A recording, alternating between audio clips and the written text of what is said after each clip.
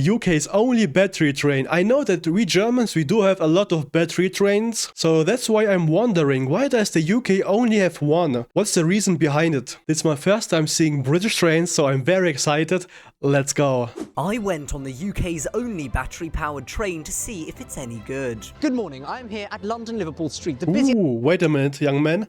Let me see. The first thing that I see is the ceiling. Very interesting and also delicate. I quite like it. Also the wall seems very historic. And the third thing that I notice is how clean it is and how bright it is. Germany, it's not as clean as here in the video. And often you might get a train station that is dark and maybe, how do I say it, wet. Especially if it's underground, then it might be wet. I have no idea if it's either from water or from other liquids.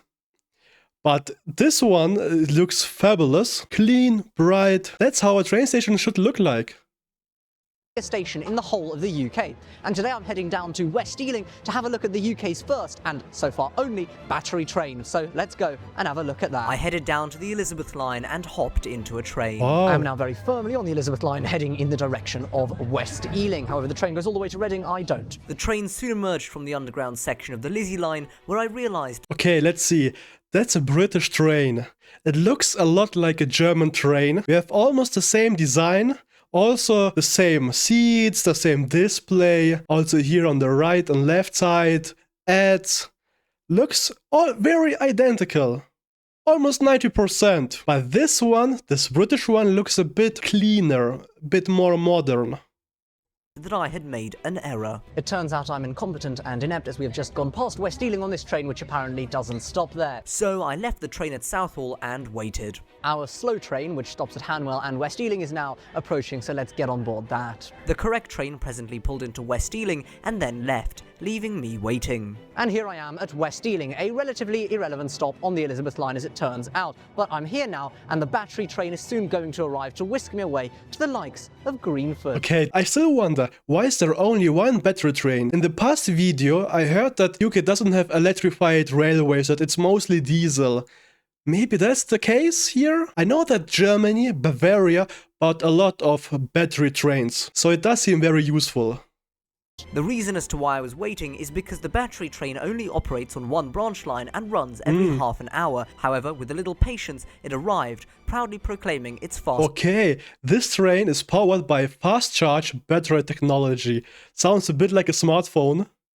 charge capabilities. We are now on board this Class 230 train, the only battery-powered one in the UK. It's very nice, although I don't have much window. And here we are at our first station, Drayton Green. Having called at some of the older stations in London, which I would have a closer look at later, we crossed a large road and arrived into Greenford. So this is Greenford, the other end of this... Okay, so this is the train from the outside. It looks a bit older. I wonder, is this just an experiment? Did they take an older train and just modernize it? Must be the case.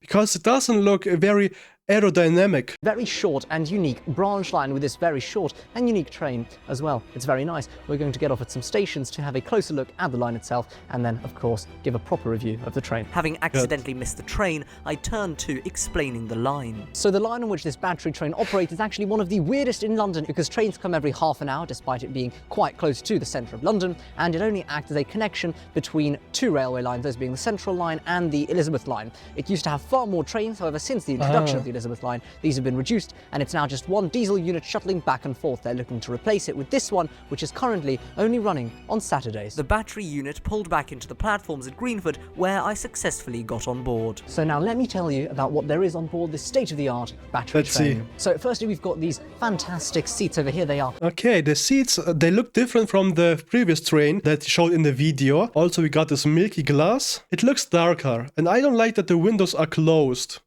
Look at here. It's very tinted, and also the displays are more smallish in size. I don't know what to feel. Blue, even though this is a Great Western Railway branded train, which means it's green, and the seats usually are green, but here they are not. There are various types of seating here in this train. First up, because it is an old London Underground unit, we've got lots and lots of these horizontal... That's good, I like them. They look very comfy, and he said that it's an old train, so they modernized it.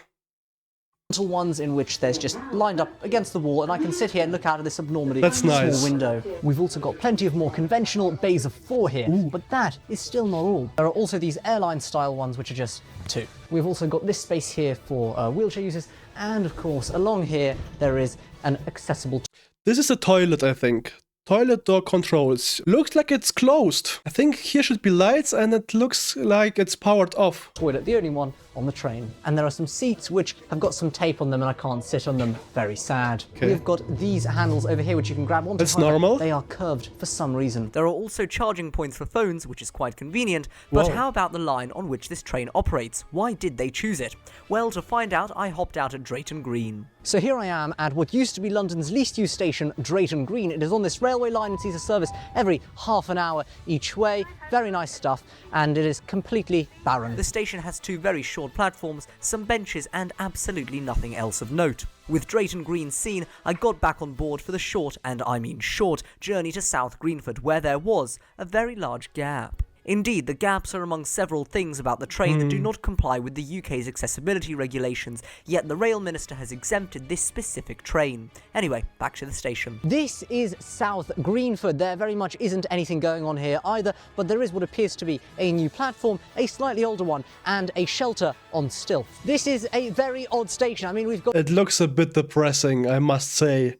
Maybe because they're still renovating it, but it looks rough. this incredibly steep and rather long ramp, and if you follow me around here, ladies and gentlemen, we've got the departure board, which isn't even on the platform. Like many stations on the Greenford branch, South Greenford's short platforms limit the Class 230 to 2-car operation, meaning some doors on these 3-car sets remain out of use. Despite this, the line is the ideal testing ground. It is entirely unelectrified, relatively quiet, and short enough that trialling new technology won't disrupt the wider network. The project has already proven its worth, with this specific train breaking the record for the longest journey on a single charge, that being 200 miles, back in August of 2025.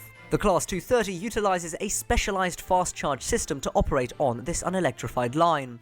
When the train reaches the terminus, that being West Ealing, retractable shoes connect to short charging rails situated between the tracks. This process recharges the 3-car train in just 3.5 minutes, allowing for a That's very quick, and such a big train. At first I thought maybe they will just swap the batteries out, but they really charge it. How interesting. seamless turnaround. And if the interior feels like the London Underground, that is because they are repurposed 1980s D-stock from the District line. I thought After being so. retired in 2017, they were converted by Viva Rail, while other Class 230s, like those for This looks like a toy.